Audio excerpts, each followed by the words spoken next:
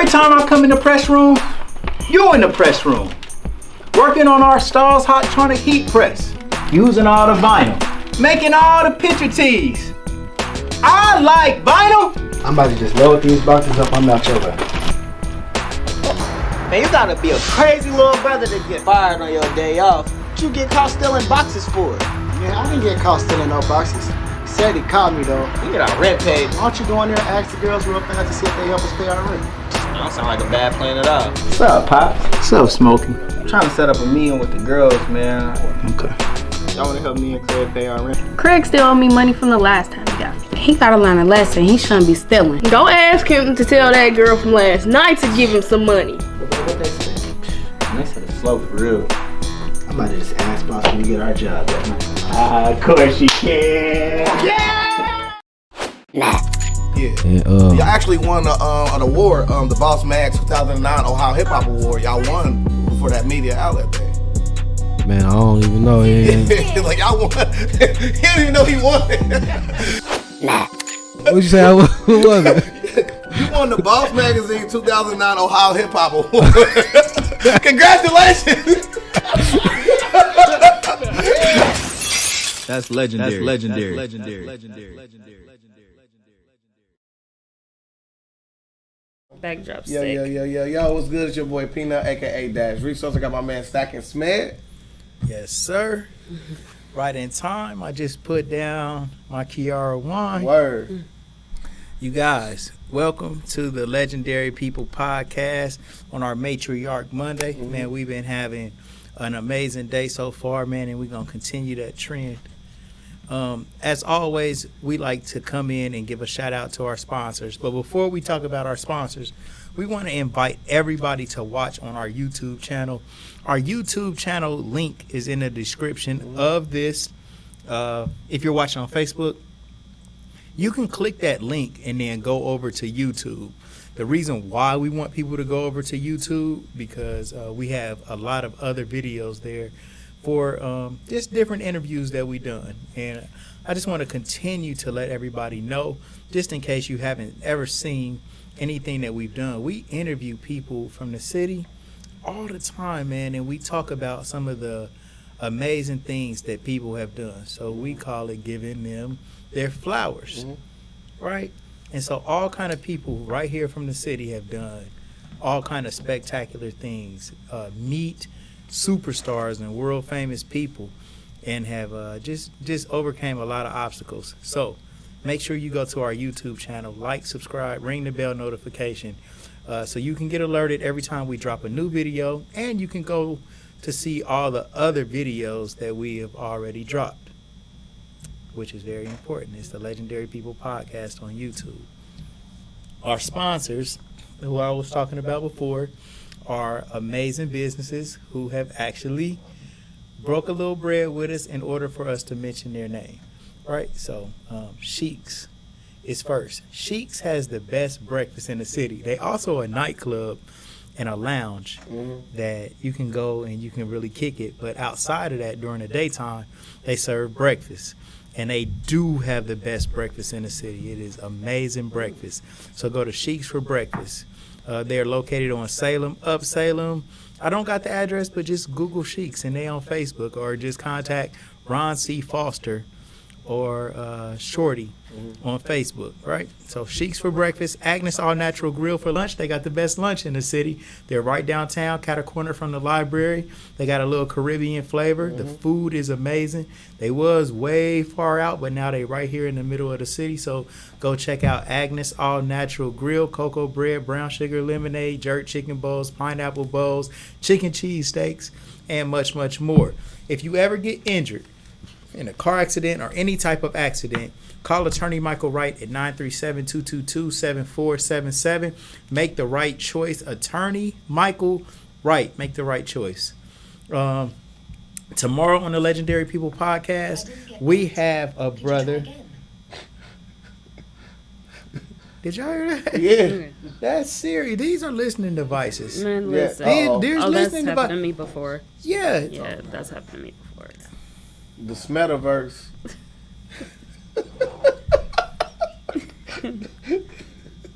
These devices are listening to us. If you want to get drunk, That's a wild swing over. I gotta get back on track, man. Kiara Wine, bro. My bro Antoine Cunningham is coming here tomorrow to tell us his life story, and he is the owner and founder of Kiara Wine. It is a new wine that's taking the city by storm. Yeah. I actually took a bottle over to my sister-in-law's house for her anniversary, and everybody was like, "Oh, that's a new wine for the city." So outside of it being a really good wine, it's also a great conversational piece that you can show up to any party with, and it will serve two purposes. It'll get the party lit, and you guys will have something to talk about. So Kiara Wine is amazing. And last but not least, the shoparea.com this holiday season. When you get ready to buy online, go to the shoparea.com. It's like the baby Amazon. Damn near anything that you're looking for is on the shoparea.com. Simply go to the shoparea.com, search whatever you're looking for, and it'll be right there for you. And delivery is always free from the store to your door in 4 business days. TheShopArea.com. We broadcasting from T-Shirt Kings. We are at T-Shirt Kings. T-Shirt Kings 247.com. Inside T-Shirt Kings is Gold for Your Mouth, a real staple in this community, which is the parent company of T-Shirt Kings. But T-Shirt Kings is the big sign outside. So T-Shirt Kings, Gold for Your Mouth, Camera King Studio, and last but not least is Dash Resource. This is a business that teaches you how to make money with a neat business, a business that gets you money, right? So they teach you how to sell stocks and get bread and teach you how to invest, right? So Dash Resource, they do a video every Sunday. It's actually Peanut that does the video, not they. He does a video. I work so hard, it seems like it's two of me, so I get it. Every Sunday night, Sell Stocks Not Dope at 8 p.m. on Dash Resource channel on YouTube. All right, like, subscribe, ring the bell notification, check out our YouTube page. And so without further ado, Peanut, let's get this thing cracking. Over to you. Bro, I appreciate that, man. Yes, bro, sir, bro, you buy the intro again, man. Yeah. You buy the intro again, man. Nothing. I know I say that there's no legends higher than what we've had before. We've had the mayor on here, the mayor-elect. We've had Desiree Timms. We've had Tate Winston. We've had a bunch of notable people from this area. But I think this person right here is going to be one of those same stories, if not 10 times better. So without further ado, we have Tia Wilson, a.k.a. Tia Gravely. How are you doing today? Good. How you doing? Doing Peanut. all right. Yeah. Tia the scientist. So, Right. So- You're so silly. So here on the Legendary People podcast, we have a thing called Origins, where we find out where our legends come from. Okay. So without further ado, where did you grow up? So I grew up, I was born in Detroit, so I lived there until I was 9 and then moved to Dayton. And when we moved to Dayton, we stayed over on Stewart, in Dunbar Manor. And then after that, about 14, we moved over to GVC, back in Caleb Court. And then from there, I graduated from high school. But wait, we can go that far. I ain't gonna take off that fast. What was it like in Detroit? Like, what's some of your early memories of Detroit when you were Oh, young? man, just big. Everything big. It's just a certain class about it. Like, it was, everybody's looking good all the time and really real, but you got to be careful because sometimes you don't know. People be out there doing some wild things. Like, their news has had the most horrifying stories that I've heard, yeah. What's one that comes to mind? Like, a guy shot his girlfriend and shot himself and, you know, stuff like that. And a baby was kidnapped on 8 Mile or something. My aunt was telling me, I don't like hearing that stuff about Detroit, but when I go there, I feel like I'm straight. Like, anything else, let me see. How old was you when you were in Detroit? Out from the birth until 9. So I went to Edmondson Elementary, and then I went to John R. King, and I used to live over on Cheyenne and Finkel. I stayed in Jeffrey Projects, Ewald Circle. Yeah. So growing up in Detroit, like Dayton and Detroit, they got just a relationship. You know? They do. And it always seemed like Detroit was kind of like Our big cousins. big cuz, real stuff, right? Yeah. But we always had a healthy respect for Detroit as far as on the hustling side. Yeah. Where it seemed like Detroit niggas was like real niggas. And, you know, they was getting money. Real street. Is that the real vibe in Detroit, or is that something that Dayton is a misconception about? Oh, that's a great question. So, every time I've gone, it's been nothing but love. I haven't experienced anything where, I don't know. My family gives me a lot of love. So, typically I'm with them. And it is the vibe of they doing boss things. You know, they drive the boss cars and be having the money and work really hard, work jobs and hustle. Yeah. And it, you know, is everybody hustling. Everybody hustling. If they ain't hustling, they look like they hustling. Right. Right. Like, you know, and for real. But everybody be hustling about their cheese. Yeah. So were you up there with your mom and dad, or were you up there with grandma and family during this time? My mom and my dad. But my dad was locked up a lot of the time when I was younger. But I always knew where he was at. So I was with my mom, and yep. Yeah, so like, what was that like being in the projects in Detroit, not having your father and being there with just your mom? And little brother ain't born yet, is he? During this time? No, So, yeah, that's a lot. Hold on. Well, my brother, because I wanted to backtrack, I was born and didn't know I had a brother, and it was so crazy how I saw that I have a brother. My dad's like, "This is your brother," and I'm like, I've seen him as a child, but yeah, but staying in the projects, it was small, like I loved it. It was heartfelt because I was a child. I was learning to ride a bike. You were able to walk around. It was like they had recreation center that was on like the projects, the high rise, the brick buildings that have the 14 floors. It was like that, and it was safe. I mean, there were some incidents where we saw police there with the guns drawn. I remember seeing that before and hearing about things, but it was a community. It was there with my great grandma and my great grandma's son, Uncle Reed. My mom, we stayed in. They had them in a high rise, the 14-story. Then they had them in the 4 stories. It was like a big community of them. You see them on TV, like in New York, kind of. So that's what I remember about it. I remember it being fun. It was fun. You know, and some things can change, and it did when I came to Dayton. So like, what did it feel like to be unrooted from Detroit and then planted in Dayton? It feels alone, like solo, because I'm an only child technically, you know what I mean? So I felt solo. I felt alone, like I was by myself. I had nobody to be there with me to go through all those first, you know how everybody got brothers and sisters in school and stuff. So that was hard. But you start to gain relationships over time and people you call your family, you know what I mean? So are we talking about the 80s or the 90s in Detroit? So I moved to Dayton in 96. In 96, okay. Yeah. Okay, so you late 80s. Oh, well, you in Detroit in the early 90s, right? Mm-hmm. Yeah, at 95. Yeah. Okay. It was great. It was fun. Yeah. As a kid, anyways, I remember having a big wheel, riding up and down the street, going to school.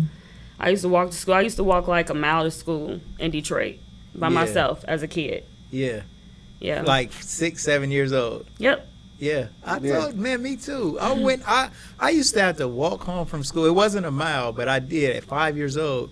Walk home from school, unlock the door, call my mom, let her know that I made it home in kindergarten. Yep. Did that. We did too. And then now I got high schoolers. I got to drive to school every day. But anyway, so who are some of your day one friends from Detroit before we get to Dayton? So you got to name them like they call in the radio station. You know, when you on the radio station, you're like, what's up, this your girl? Yeah. We need the names like that, man. Okay. Okay, checking it. Okay, so we got let's see, we got Tony, we got April, you know, my cousins, you know what I'm saying, there for me, Tracy, my girl coming in strong, you feel me? Then we moving up, we in Dayton, you know what I'm saying? I'm at Essence, you know, still down, Tasha still down, you feel me? Got Britt, you got them all, you know, you got CC, you got Shatane down, you know, on Solemn, you feel me? Like, that's how you do that. Love it, great. That's the thank you. Swear to God, I thought I was listening to Hot 92. What back in the day? Hot 92 point. Amazing. Yeah, that was tough. Yeah. Tough. Real Yeah. tough. So like so when you're here in Dayton, you start to go to like the Boys and Girls Club. Mm-hmm. So me, I always felt like that was like a real dope place, and then now it's kind of like they done like changed the parameters on how the kids could go and stuff like that. What was the Boys and Girls Club for you during that time, coming from a different place and having a place where you can go and actually interact with other kids?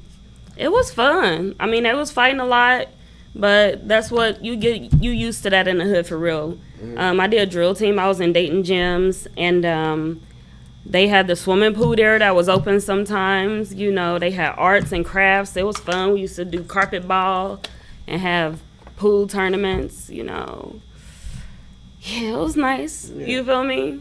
It was a good time. Good people. Right. Yeah, I'm trying to remember dude's name. Oh, Eddie, was it Eddie? But he was always there. Steve, it was Steve. Mm-hmm. Yep, and Miss PV, that's my girl. Yeah, Word. she dope. So what elementary school did you go to when you came back? I went to Patterson Kennedy. Patterson Kennedy. On the east side, yep. And what was that like compared to the schools you went to in Detroit? Did you see a big difference? What about demographic-wise? Well, people always, the difference I noticed was people telling me how I talk. Like, they said I talk really different as a kid. Like, you talk different. Say that again. Say that again. Like, how you say that? Oh, coming to Dayton, how you talk. Yeah, coming to Dayton, talking from Detroit. They like, what? Say it. Like, listen. So, it was cool, though. You look like you from Detroit, too. Man, how you gonna say somebody look like they from Detroit? Hey, no it's cap. It's a look. It is a look. It's a look of people who come from. I'm telling you, you can put people together and be like, they kind of look like. I've seen her for so much of my life that she don't like. I think she's from Dayton. I never knew she was from Detroit until I did my research. Bro, yeah, I'm gonna tell you. I'm gonna tell you talking about it, but I just felt like you just visited. Detroit got a look, and I'm gonna say how they look to me, okay? And this, I hope this ain't offensive. Oh, shit. Could be. Detroit has a big Arab population. And the people, the blacks who are from Detroit, they have Arabic features. Just like pretty features mixed Arab. My bro, Art, look at how Big Meech. Yeah. you on the BMF series. Yeah, man, you guys kind of look like this. It's like an Indian Native American. Did you vibe. Did you just call me a boy or reference me? Maybe like I look like Big Meech? No, not like that. It's not like that. See? Not like I knew that. it was gonna be me. Look at your vibe. Like your hair is like you look like Detroit, man. I know what I'm talking about. I have no idea what you're talking about. But I do.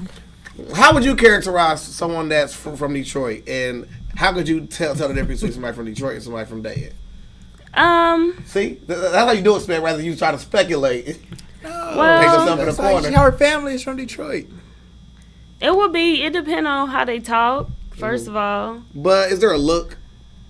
A little bit when somebody's like put together a certain kind of way. And Detroit is extremely fashionable too. Extremely, like they got stuff everywhere. Man, they super fresh. I think Detroit might be the freshest dressed people like around. I don't know, man. When I used to go to the Detroit hair shows, man, are you kidding me? Right. It was nothing but fly. Yeah, everything fly. Like the pimps and air. You know what I mean? Yeah, like Detroit. First players, just how they put themselves together. Their presentation is major. So, what kind of student were you at Patterson Kennedy? I was kind of bad, just a little bit. Give us a story. Tell me something bad you did. I wrote a bad letter to a boy. It was really bad.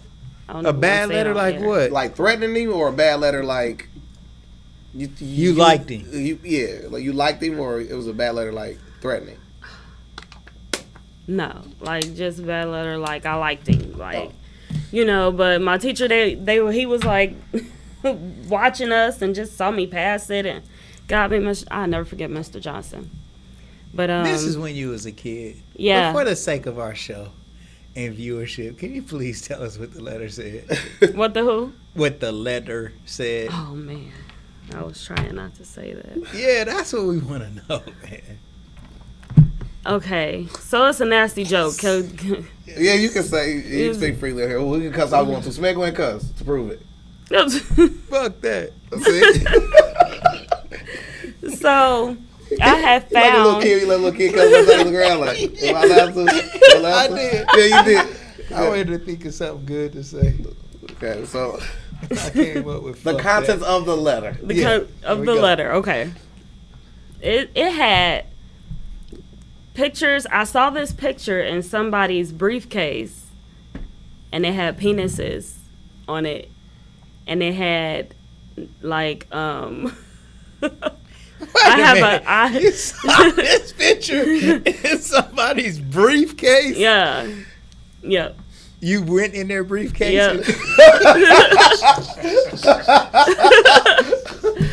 Yeah. That's legendary. All right. Just going through shit like. Shout out to you getting in a briefcase and Okay. also finding some treasure in the briefcase. So Like, what is this? Yeah. Oh, you know, and had the nerve to remember, like, this looks interesting. Boys have these. I'm gonna write it to him, like here. So you And drew a it's- picture of a. Yep, and it said, I have an eye I can't see out of. My best friend is the pussy or something like that. And What grade was you in? fourth grade. Fourth grade. Let's go. I got an eye I can't see out of. Yep. Were you referring to your vagina at that point in time, or you just like literally? I don't. I think because a penis has an eye. It's a Yeah. Right, and the best friend is the pussy. Right. Yeah. Where did you learn that joke from? The paper I saw out the briefcase. So the teacher was just peeping game, watching you guys pass this note. And Yeah. Did he read Man, it? my heart dropped. First Oh, of all, Whoa, what happened? Hold on, what happened? Yeah. he got the letter. My mom beat the hell out of Wait, Damn. did he read in front of the class, or did Oh, he? hell no. No. He couldn't do that. No. You never know. Back in the graphic. day. She says too graphic. The So teacher read the damn dick letter to the whole class. He's getting fired. They're like, now she wrote a letter. Well, I can't see. That's a dick class. It's dick. I think that the deal would have did that. Like Mr. Mahoney would have did that. Mr. Mahoney would have did that. Hell yeah. Yes. Hell yeah. So like, what did your mom say when she found this? She beat the shit out of me. First, she was just looking at me. She really did. She barely said anything. And my principal at the time, she was young. I forget her name. Young black woman. And she told me, now you got a potty mouth. We're going to have to fix that. She was like talking to me like that. You got to fix that. It's a potty mouth. Can't be doing that. My mom, she just looked at me. We get home. Did your mom ask you where you actually seen this? And magazine it at? turns out that it was her briefcase. What? I got it from you, Mom. Okay? I got it from the Do as I old say, commercial. not as I do. The old Facts. commercial. You still get your ass. So whooped. did you tell her where you seen it? Oh, but you didn't want to tell her you went in her briefcase. No. I think she kind of knew. when Because she knew the found joke. it. She knew the joke. Should have been in my goddamn briefcase. Yeah, that's true. Yeah.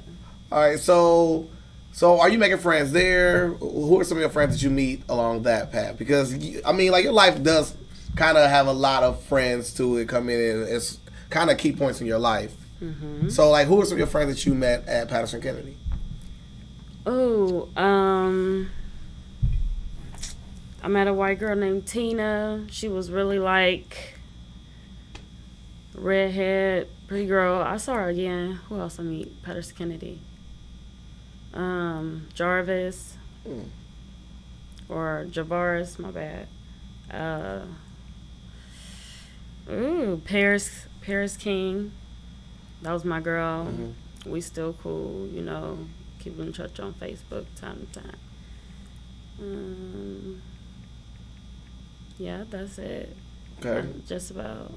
Right. So, you meet Essence at the Boys and Girls Club. Oh, right. Yep. Yeah. So, for Smed to get pulled in on this, Essence is my sister's best friend.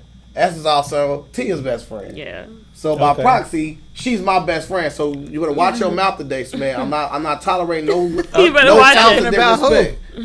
You watch your mouth to become my sister. You know what I'm saying? Don't wipe that eye while I'm talking to you, man. Damn. The sign of all signs. Yeah. Well, first of all, besides you protecting her, I will respect her just on my own. There we go, man. And you got it. Respect her due to the fact that this queen has a king. Exactly. And so that is enough, man. So yeah, for sure. But your threat goes a long way with me. So that's another reason why I won't say anything. I respect all threats. Okay. Damn. Okay, so Smith, you know I love you, bro. So putting you eventually, on what's the website about bullies? Bullies. You want to go to bullies.org and put me on a list? Yes, motherfucker. You can put me on bullies.org. Oh. So eventually you transition to Kaiser, right? Yes. Kaiser is this amazing place that Smith does not believe even exists, right?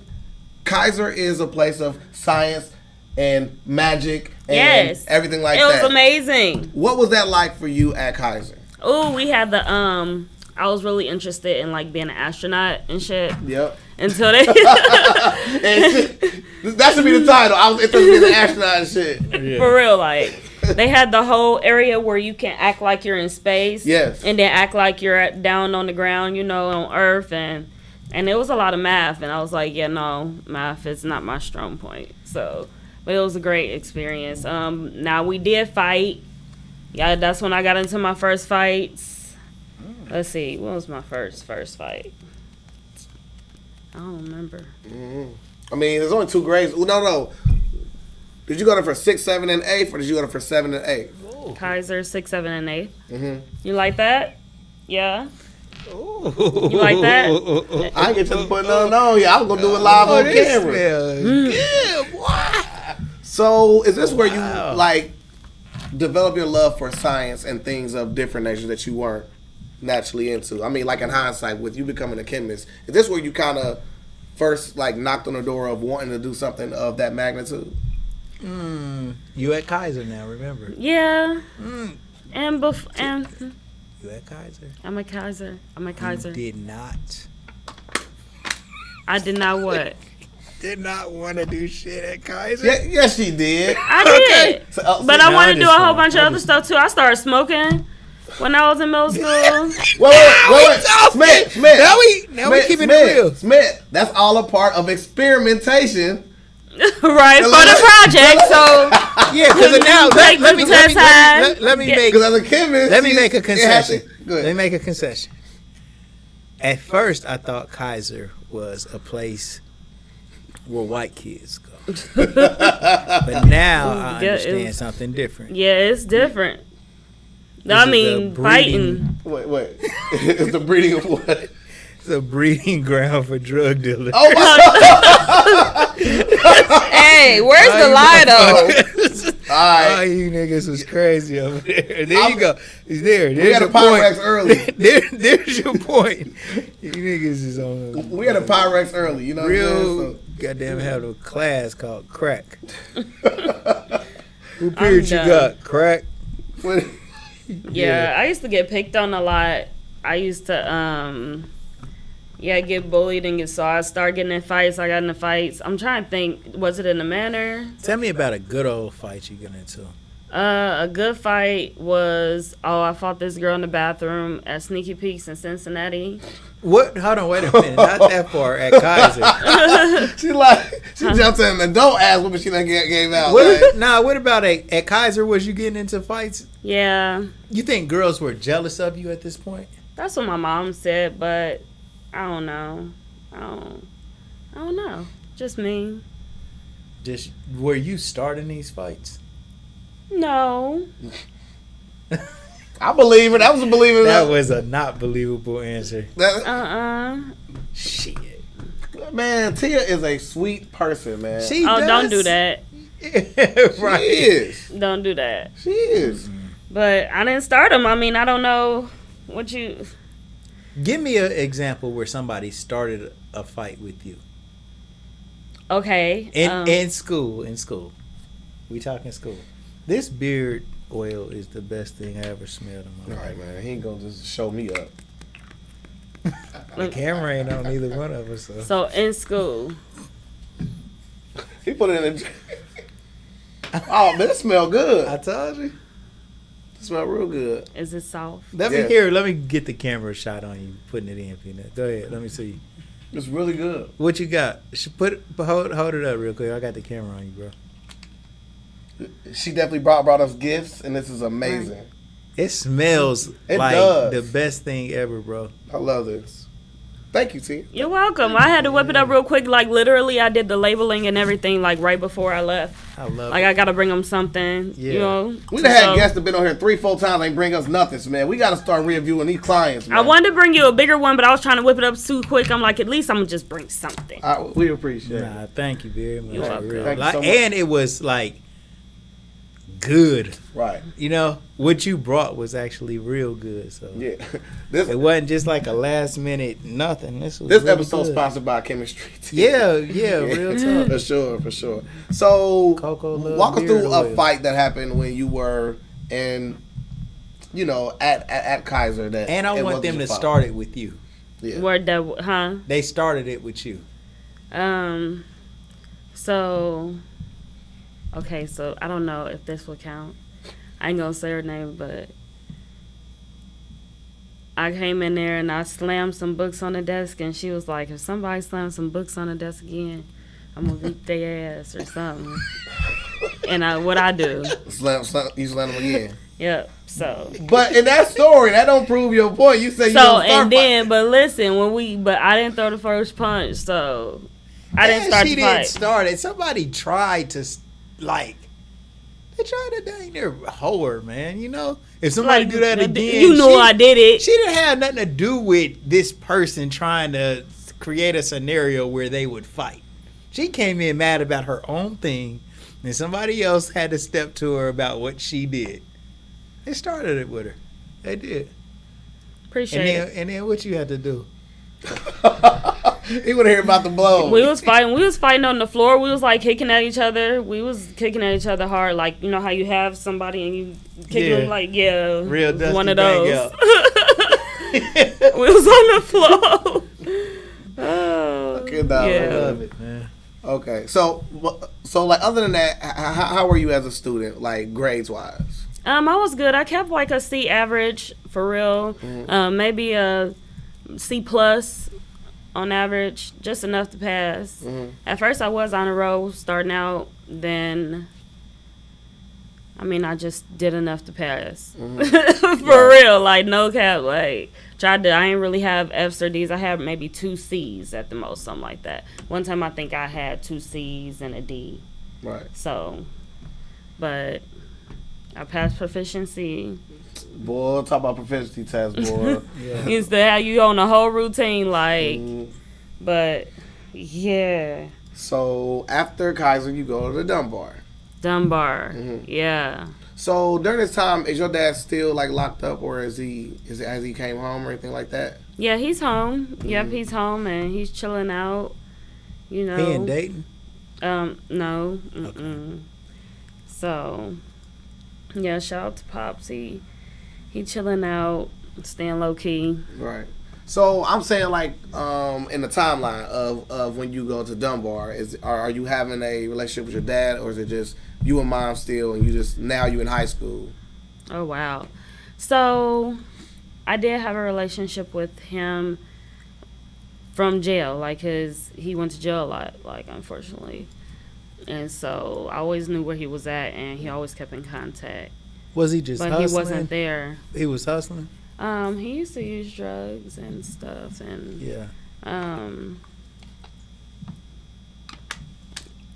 I don't know, like, so he was always there and he always guided me and talked to me and been there. He just wasn't physically there. So it was really hard. It was hard basically living with a single mom. Right. So at the Dunbar, you link up with the 3 T's. The 3 T's. You remember that? Tiffany, Tasha, and Tia. Yeah. Yeah, them my girls. So, so man, hey, go to that prom picture real quick. Go to the prom picture. Yeah.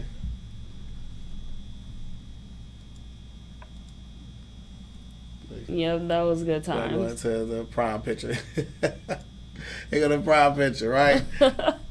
Yeah. So I remember I was reading the comments on that. It was like, look at those pretty girls throwing up gang signs in a prom picture. Like, but it was for the 3 T's, right? Mm-hmm. So, like, what kind of bond did y'all have during this time of your life? We were really tight, you know, just having somebody to talk to, and you know, we was kicking it, we was partying, especially me and Tasha. That's Tasha? Really, yeah. What's Tasha's last name? Wilder. Tasha, that's my girl. Yeah. You kidding me? Man, I know Tasha my whole life too, with all them. Yep, man, much love to Tasha. Yes, That's my girl. She was my bridesmaid. That's my girl. We've been like, high school, we was kicking it. Mm-hmm. Like, partying, clubbing. We was in the K9, MJs, in high school, like. Tasha, good old Napoleon's. Pharmacy tech. Yes. Tasha remind me, well, the one girl, Leah, that works here reminds me of Tasha. I can kind of see that. Yeah. They kind of look alike. Yeah. But Tasha got a little more. Leah is like real reserved, quiet, kind of. But yeah, they about the same though. Yeah, I can see that. Yeah. So, like, what are some of your fondest memories from Dunbar? Fondest, like. Fondest. Yeah. I had a high school sweetheart. That was great. Really playing in the band, going to the games. Those were like moments of everybody was cool and a unit. It felt like you were united. Mm-hmm. You stuck with like so you were in the gyms when you were young. Did you kind of stick with that? And who? In the gyms. Oh, Dayton gyms. Oh yeah, and I was in IRS. Oh yeah, IRS, the best of the best. Yeah. Yep. Yeah, Invincible Regulator Starters. IRS too when Yeah. she was young. Mom, I was the captain. I was the first captain for years until I graduated from high school. You guys won national championships? Mm-hmm. Well, what was it? Was it a national one? We won some championships, first place all the time. Did y'all travel? Mm-hmm. Okay. Yeah. Where'd y'all go? We went to Atlanta and Virginia. All right, cool. So, and y'all won those when y'all went? We won. I want to say one we won first place and the other we won second. Yeah. But in Dayton we still taking all of it. Yeah, for sure. Like cleaning up. Yeah. IRS, you ask about them, drill team. Shut it down. Shout out IRS. I made Big shout out. hundreds of shirts for Mike this year. Oh wow. This drill team season. Yeah. Definitely did. Yeah. Great guy. IRS, the best of the best. Best of the best, yeah. Definitely are. From Dayton, Ohio, I was out there. Going in. Hey, you did it too. Yeah. For real.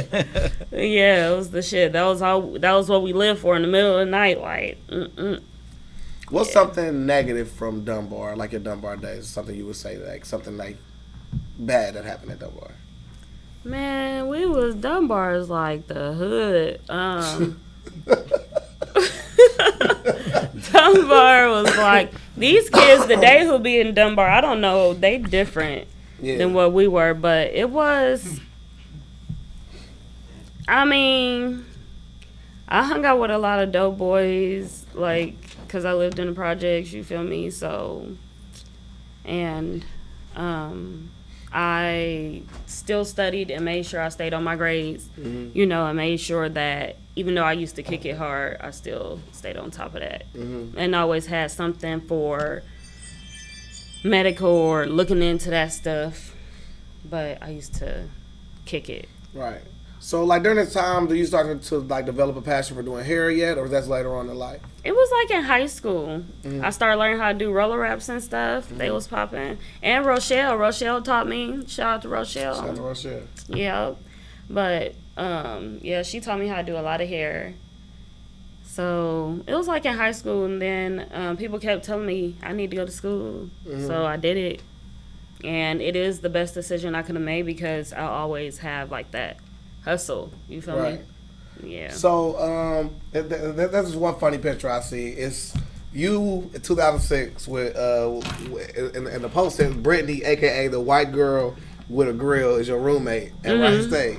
So like, what was it like having the roommate? White girl with the grill? Yeah, white girl with the grill at Wright. That wasn't at Wright State. That was at Tennessee State. Oh, Tennessee State. Yeah. TSU. Oh my goodness. Life then was so like, I used to pinch myself because it was like I'm having too much fun. It was like, what was that transition like going from being in Detroit to Dayton and then moving to another big city finally, like you back in the big city again? What was that like being in like Tennessee? I really had to do a lot of stuff on my own when I was younger, so I was kind of used to paying bills and all that. I started dancing when I got to TSU because I had ran out of money. And my roommate with the grill, Brittany, shout out to her. It's my girl. She got her own law firm now. What? Yeah, she the bomb. Level up for sure. And listen, good times, but yeah. So like you started dancing during that time. Like what was it like your first night dancing? It was cool because I was fine, you know, so it was like I felt self-conscious because, of course, I knew how to dance, so it made it more comfortable for me, and I'm kind of a nudist. I think I've just always been a nudist. I like seeing the nude. So it was like, it was easy, especially when you get out there, being young, pretty, yeah, they was at me. It's hard. So it wasn't hard. Right. So like, up to this point, I mean, it sounds dope, but you gotta have like a creepy situation also, because there's creeps in there too. So, yeah. So like, tell us a creepy story from your first time dancing. No creepy story. Is everybody in there a creep though? No. Some people just want to show off. Some people just like women.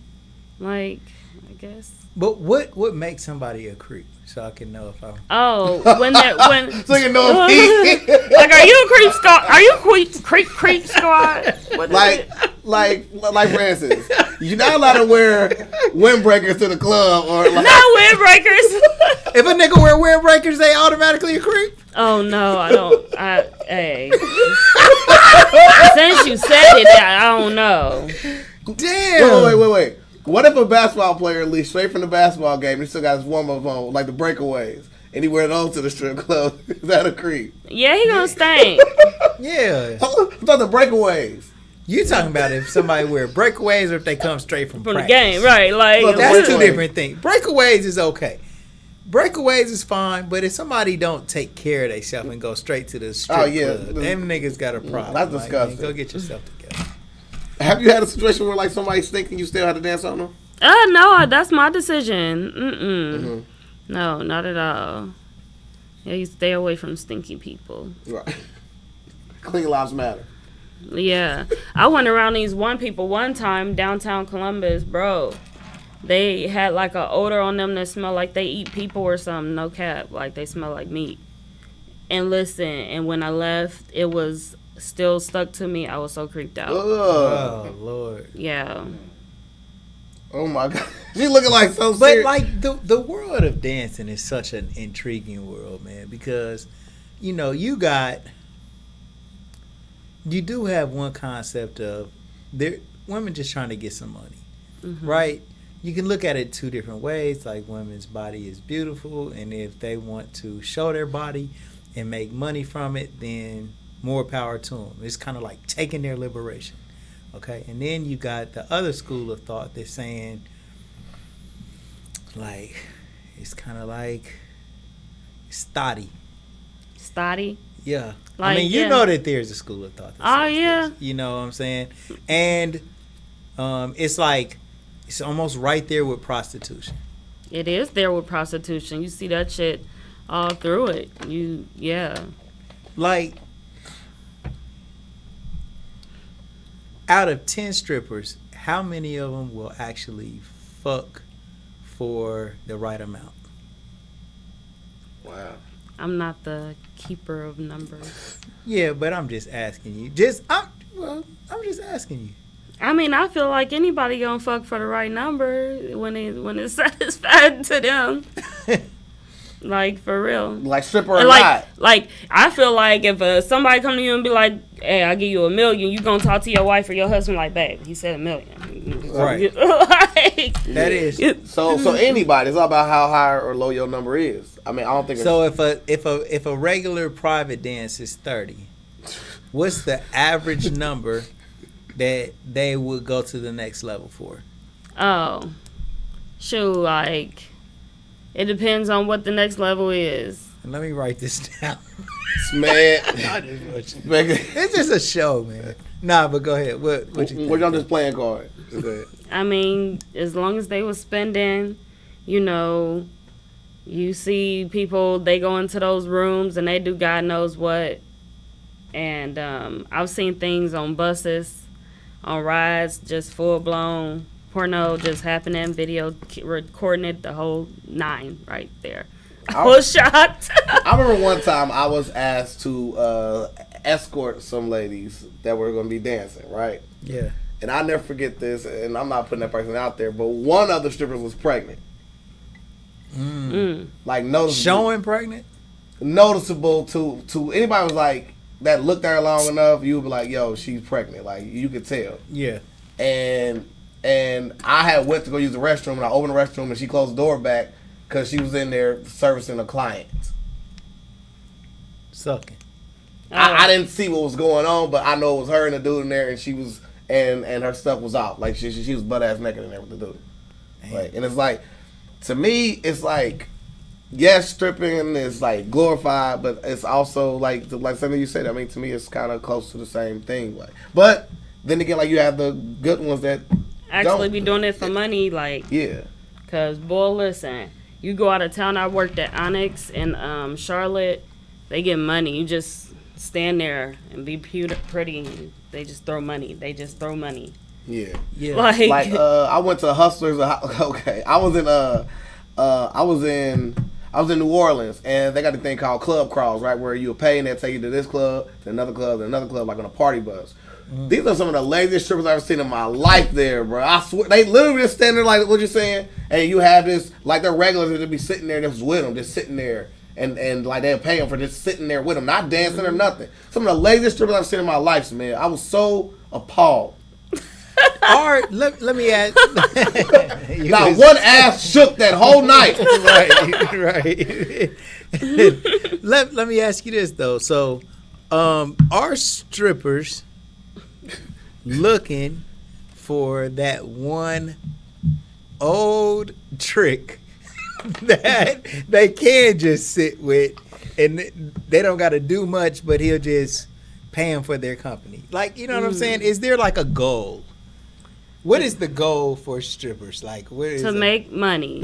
Man, So you can't really say. That was a good. No, this is. But you know what I'm talking about. I do know what you're saying. Like, is there a type you go after? Like, it just depends. You go to make money. Like, people, you see so many different people. You can't even really put a stamp on what your target would be. Because there's so many different people who like so many different things. And they be people who you would see and wouldn't think they like stuff like that, you know?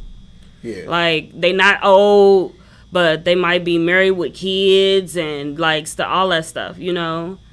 So. Do you get so, like, in any profession, you start to be able to understand your customers, you know? And then you got different kind of customers that kind of fit into these little categories. Is there, like, normally, like different types of customers? You like, okay, this one type of motherfucker who gonna make me work standing there, right. work hard and not give me no tip. Yeah. Or you got somebody that really just want me to sit next to him, or this nigga trying to convince me to go with him after the club. Are there categories of customers? Yes, absolutely. But it's got to be worth your time. It's just got to be worth your time. Yeah. Like, even when you sit with them, but there are categories sitting down, chilling, some who want you to come sit with them, have a drink, you know, then they pull out, like, big old thing of money and be like, come on, you know. Say what? They be telling come on, dance, like, they be wanting that, you know. Like they want to fill you out first. Mm-hmm. And then they'll. Yeah, but it was fun. It was fun. It was a time when it was fun, and then when the recession hit, it was like, I don't know. People got greedy. Which recession? The one, what was it, 2010? Okay. George Bush? Yeah. George Bush in there. Charging somewhere. everybody all that money for gas. Listen. Boy. It was terrible. I had to get up out of there, like. Yeah. So what's it like to, like, for instance, like, we all watched that movie Players Club, right? Yes. And then we all know Diamond on there. She was like the good one that was going to school and dancing. That essentially was your life in a certain respect, right? Mm-hmm. So, like, what was it like to like leave from that to come back? So, like how did your school tenure at Tennessee State end? So after I went to Tennessee State my freshman year. Then my sophomore year, I went to Wright State. Okay. I came back home. I was in a relationship that didn't work, and I worked when I came back to Dayton. Was you still dancing in the relationship? Yep. Did you meet him while dancing? No. No. So, I met him at school. And, was he kind of jealous of you dancing? A little bit. We were really young. Like, that was back when I was 19, 18, 19. Yeah, so a little bit. But we didn't last. It was long distance. That was more of the reason. Mm-hmm. Then I moved to Dayton. That's when I remember I saw Rochelle. And then I was like, oh, what? Yeah. You know? And, that's crazy. Yep. We was hustling. Yeah. Wasn't we hustling, yeah, Peanut? hustling. Hey. we had a little organization going. Yeah. I mean, statute of limitations is up. You know what I'm saying? I mean, what were you involved? Man, relax, man. Man, relax. Did I just expose you? Call Michael Wright. 937. Michael Wright needs you to pop out this. Look. I heard you say Michael Wright name 4 times in a row. He just bust out the wall like Kool-Aid, man. I just gonna keep calling me. No, during this time, you know what I'm saying, I'm hustling, right? And my girl at the time, shout out to Ro, you know what I mean? She was dancing. So we was working together, and her and Tia would leave to go dance together. Mm-hmm. Go ahead. And that's the time that we're talking about. That's all I'm talking about at this point, Smith. You're going down. I'm not going down, Smith. Uh-oh. So get this man a fur coat. Oh, man. Oh, my God damn. Feather in his head. Smith, bro. I'm just playing. So during this time, you're still doing hair and you're dancing and you're still in school. So, like, what's that like for you? Like literally your life is school, dance, work. It was hectic. I was sleeping in my car sometimes, even though I was paying for a place in Kettering. Mm-hmm. And then my cousin, he came down here and moved with us. So he was staying with me in Kettering, going to Fairmont, I think. Mm-hmm. Why was you doing that, T? Why was I doing what? Like, got a place to stay but still sleeping in your car. Because I was working so hard. Like, I work at Diamonds and then get off at 6 o'clock in the morning and then got to go to hair school. So I just sleep right in the parking lot because they had a shower and stuff there. So you was grinding. Yeah. For real. And then turn around and work at Victoria's Secret and then turn around and be trying to do people hair. Like, it was fun.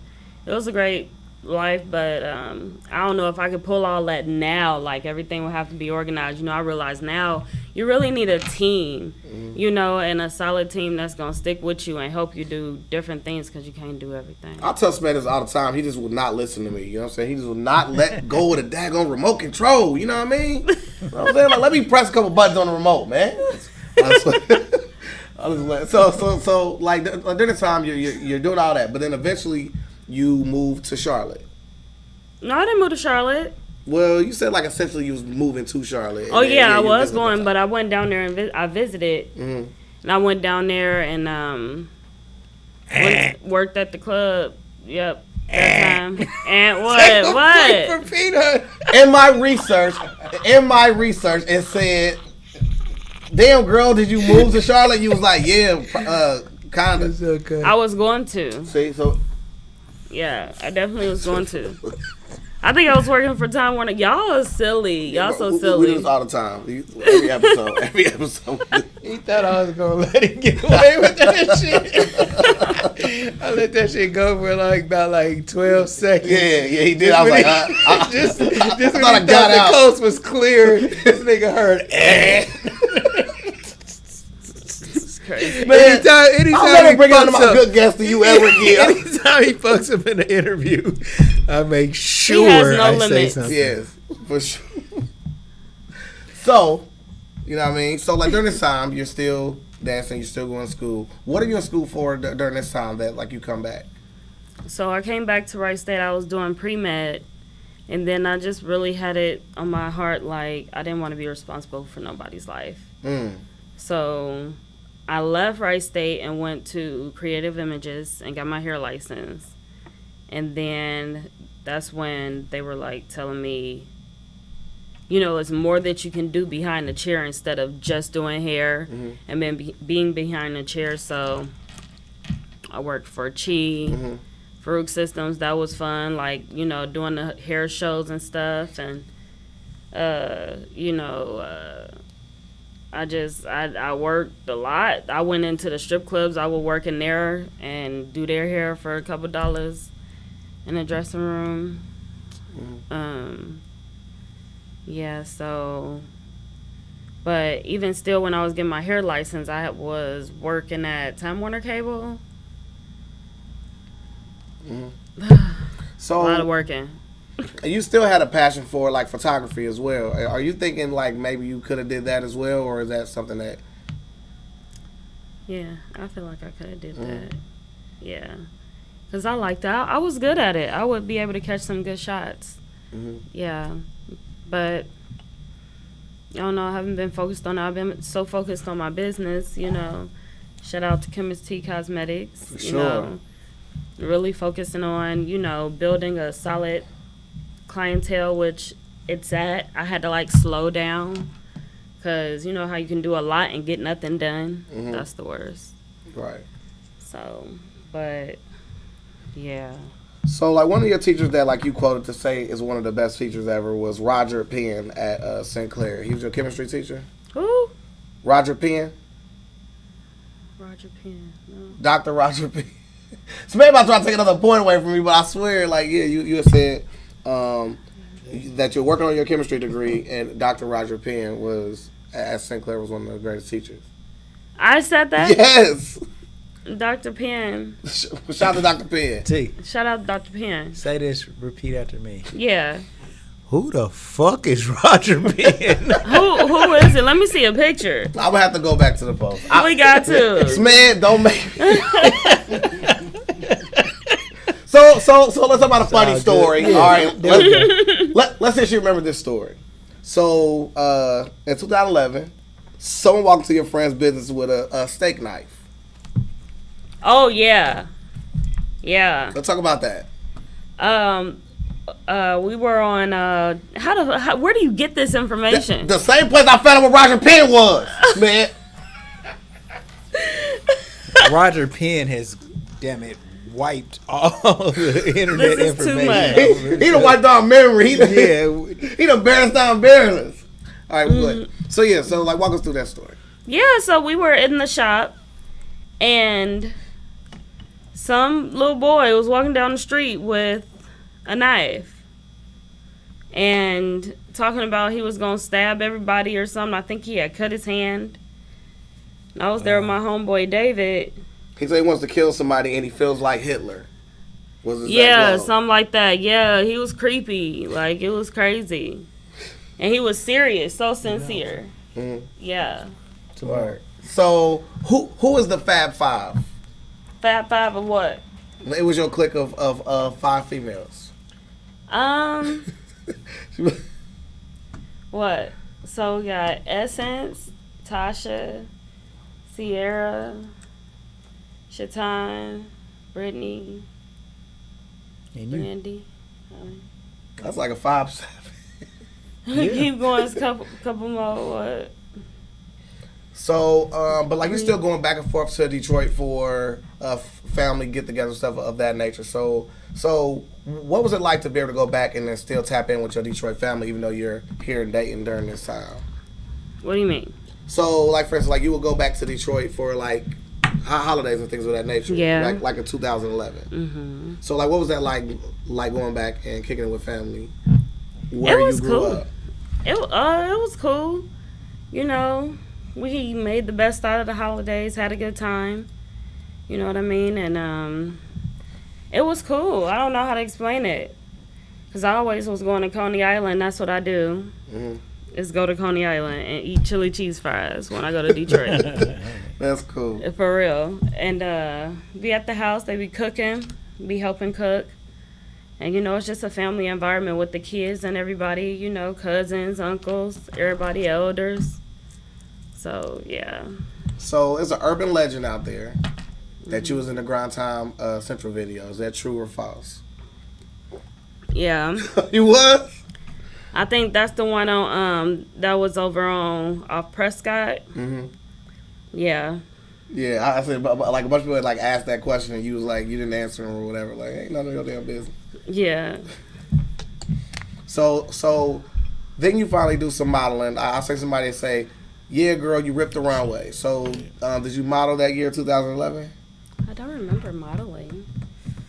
I don't remember modeling. You don't remember? I don't remember modeling. Not like rocking the runway. Me? But I went to Victoria's Secret for a casting call. Okay, well, maybe that's what they meant. So, like, what was the casting call like? A lot of girls. A whole lot of girls. So, like, that's what it's like. It's like you take forever to, like, get everything done. It's like a lot of people. What do they want you to do? Just pretty much just wear some lingerie and see how you look in it? It wasn't that type of party, no. You just had to be like, wear black and not have heavy makeup on, and yeah, they just took your picture, and I don't think that they had us do anything. I remember that. I think, was it for Victoria's Secret or Fox or something like that? So it was interesting, but I never really pursued it per se strongly. I just do it for fun. Okay. Yeah. From dancing, right? What do you take from dancing that you like that's added to your strength as a person? You know, like especially being confident or you know what I mean? Because once you do that, it's like shit. Can't nobody really hold shit over your head for real. You know what I mean? Mm-hmm. Yeah. I mean, it's a moment of transparency. You know, you got to really know how to really be okay with it. Like, you got to really go 100 with it. Like, if you going to go all in or you're not. Right. You know, and you really got to take away from it as I'm getting my money. Like, because the money I was getting, it was like a regular person's check. I was spending money every day and getting it back. So it was worth it, and still working. It was worth it. It was. And it didn't get too much until like the recession hit. Then it was like girls was doing a whole lot more for less, and it was right. Like it was a hard game. So, but then I got out because, you know, I had a child. So yeah. Yeah, so August 3rd, 2012, you post, so excited about my baby shower this weekend. What was it like to plan a baby shower after waiting to have a baby for so long? What was it like to plan a baby shower and put everything together? I didn't have to do anything. Mm-hmm. My homegirls took care of me. Essence and Tiara took care of me, and Sierra. Yep, and my mom. It was nice. So I really didn't have to do anything but show up and really be fat and eat my food.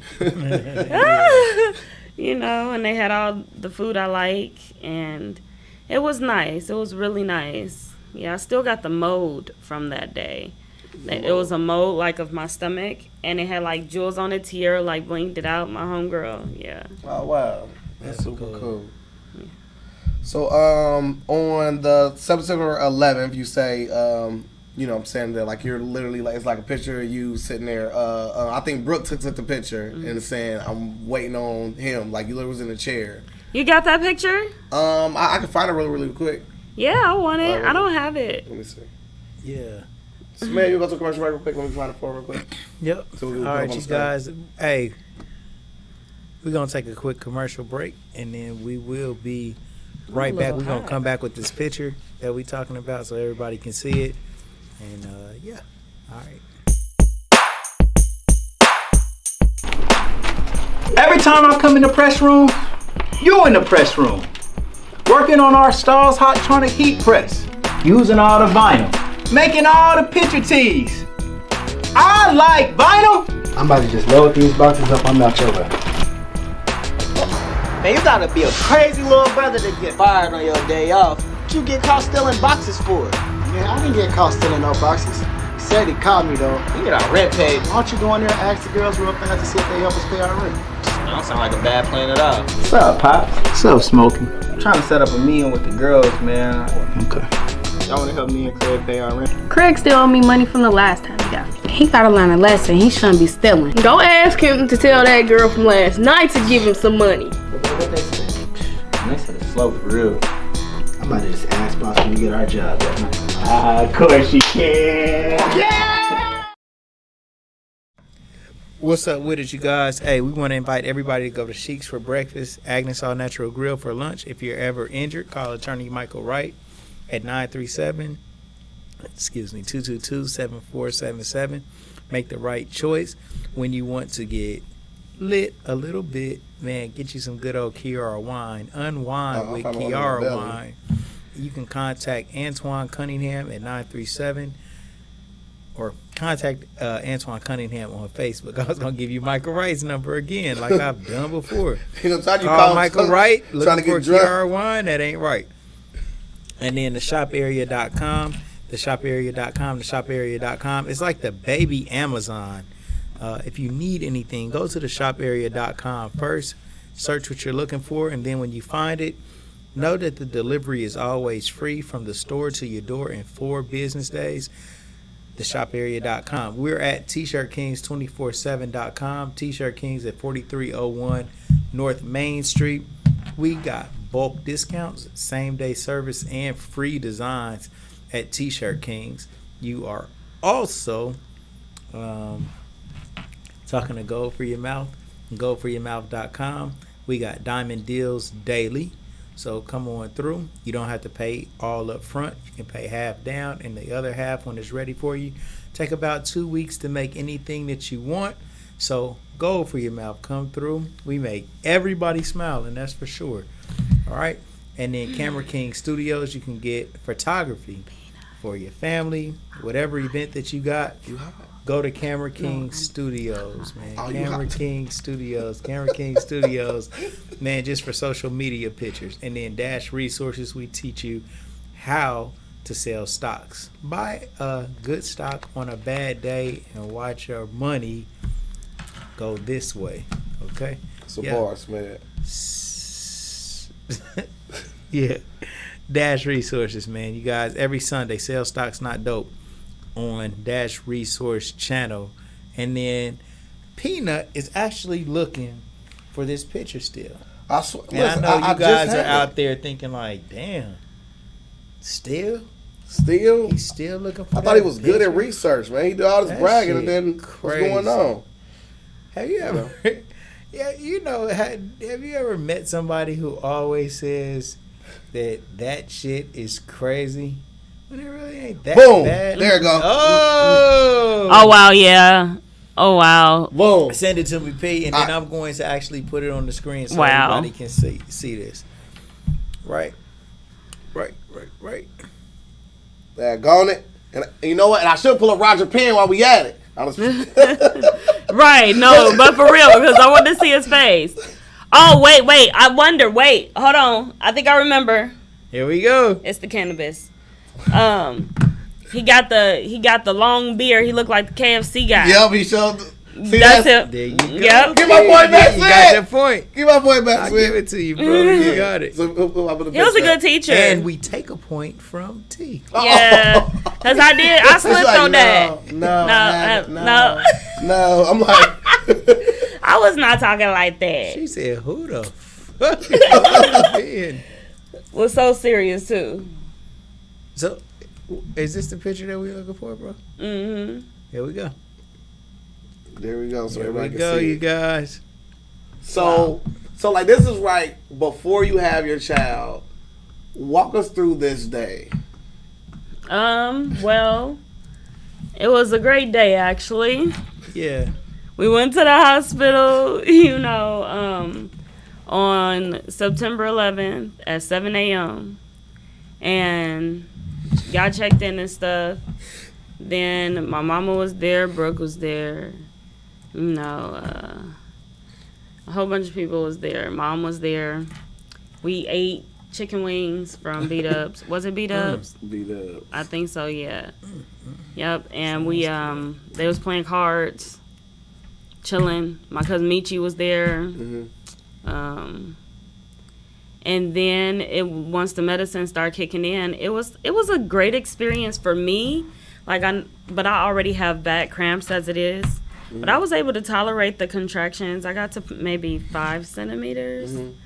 And then we had to go through and get a C-section. So that was scary because I was trying to have a natural birth without like an epidural or anything. So that was scary because they were saying his blood pressure or heart rate was dropping. And of course, he already had the heart issues. So we didn't want to cause any more damage, Yeah.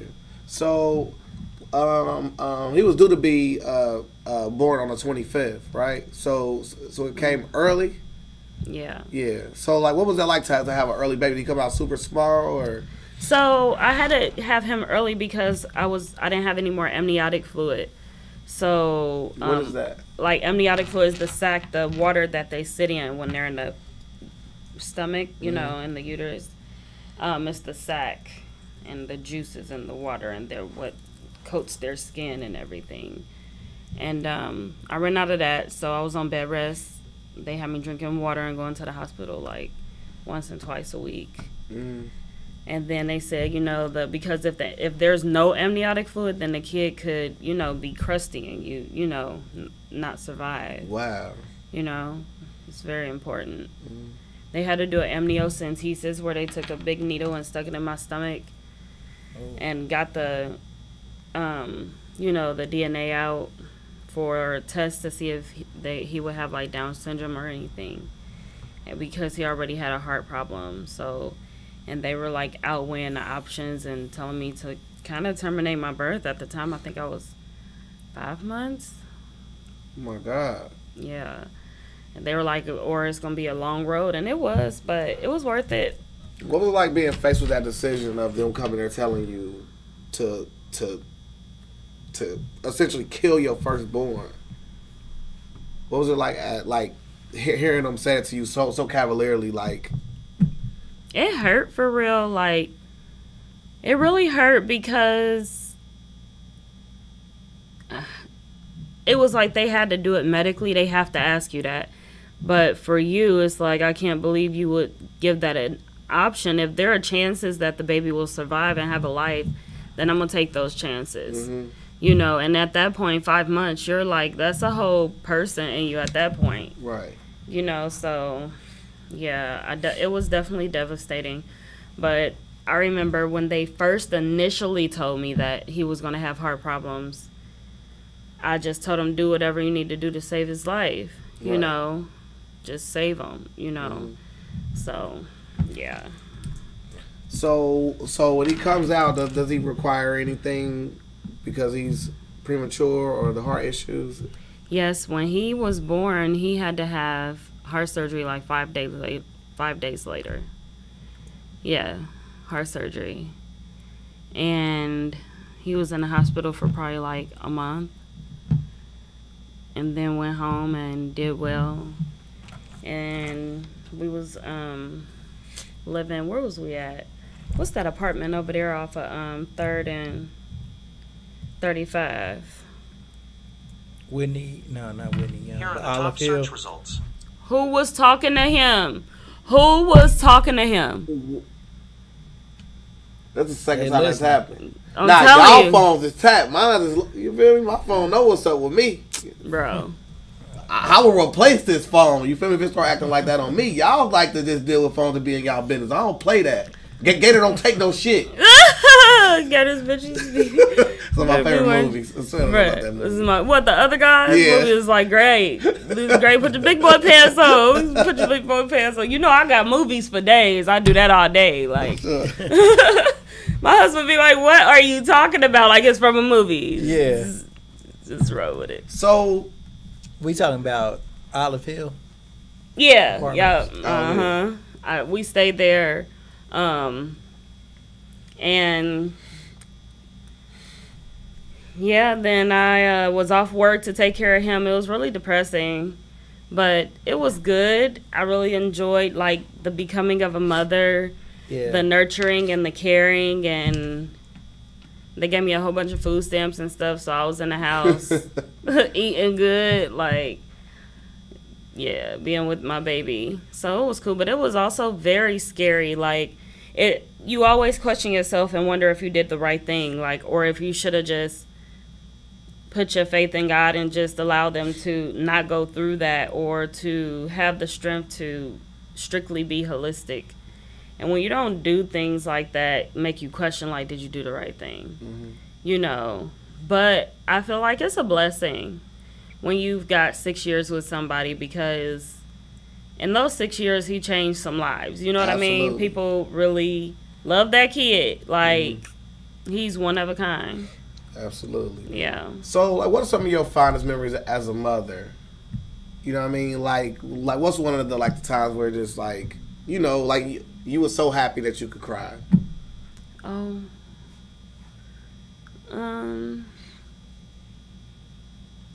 Wow. I mean, there's a lot of times. I would say it was when we were in Cincinnati and we had to stay at the Ronald McDonald House, and you know I had to get us a place and I had to hustle. Like I wasn't working, I was doing Uber and like sleeping at Ronald McDonald and sleeping at the hospital for like months, almost a year literally. And so to get a place and to get a job at the hospital, you know, turn lemons to lemonade, you feel me? Mm-hmm. That was very monumental, and really seeing the smile on Gavin's face and how proud he was, and you know, and he always would congratulate me, smartest little kid. Yeah. Mm-hmm. You know, so that was a big moment because it was like I started back from the bottom again. You know what I mean? Mm-hmm. With a child with health conditions, like that's hard. So it was really big to. What was the condition that he had with his heart? It was called Hypoplastic left heart syndrome. And basically the right atrium, I believe it is doesn't get the flow to, like, that chamber needs to pump the blood through it. It's like a valve, like the chamber just wasn't working. So they reroute his heart with his I don't want to get into all that. That's a whole bunch of terminology and stuff. Yeah. But yeah. So it was very understandable, and it made sense. And I almost used to feel like I'm already in it, I don't want to stop caring now, you know. But sometimes I used to feel like it made me feel like I allowed them to do something to my child that now has resulted in them not being here. And that's a hard thing to swallow and just know that I did everything that I can, you know, versus like looking at it that way. That's more important. And knowing that he had a good life. So when he was born and after they had that initial surgery, did they ever tell you, you know, hey, his life expectancy may be short, or did they just say, we gonna just work this out for forever, and he's got a chance to just live a long life? So they did give me expectancy of at least 20 years or so. And then at that point, he may need a heart transplant. However, he ended up getting sick and needing a heart transplant sooner. Then his body rejected that heart and he got another one. Then after that, he passed like a year. Was it a year? Yeah, a year and a half later. Mm-hmm.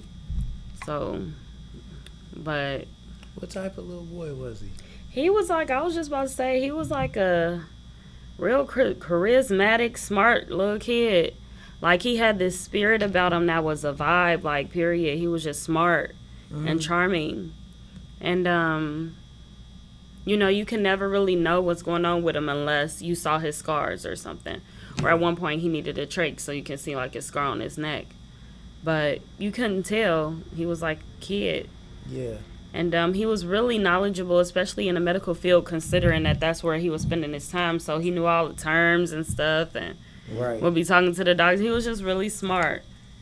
And he was caring. Like, he always be like, Mom, are you okay? And, like, we got it's cool. Like, he was a character. Young, Caring. brave, courageous. Yeah. Talk to anybody. Man. Yeah. He don't know no strangers. I saw. I used to have to tell him.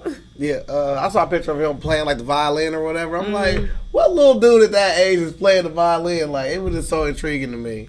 Yeah, I wanted him to play an instrument for sure. I always try to incorporate classical music, like as music we listen to in jazz when we're in the car, and because I played clarinet for all those years from like 4th grade all the way to senior year. So, and I think it's good for the brain. Absolutely. So, like some of his favorite things were Ghostbusters, Sonic, Pac-Man, Ninja Turtles, Avengers, and Pikachu, right? So, you had like events after that where like you and some of the like people that were supportive of you and other people from the around the McDonald house, y'all would go out and do outings in his honor. Can you tell us a little bit about that? Yeah, so we just went to go see Ghostbusters. Yeah, that was last night, literally. And it was great. It was such a good time. My homegirls showed up, and they brought the children, and we just had a good time. And the movie was really good, and I was just thinking, like, Gavin knows all this stuff. I don't know. Like, we know Ghostbusters, but I'm like, he would know it right off the rip, and I'm looking like, I don't remember this character. Yeah. Like that, But it was a really good movie. He would have liked it. Yeah. And, well, he was there, so he did like it. Period. And and then before that, we did go to see Sonic. At that time, it was like 25 to 50 people who showed up. I would say 25, 30 people. And so that was nice. And he loved Sonic. He used to take off and be running like Sonic all the time.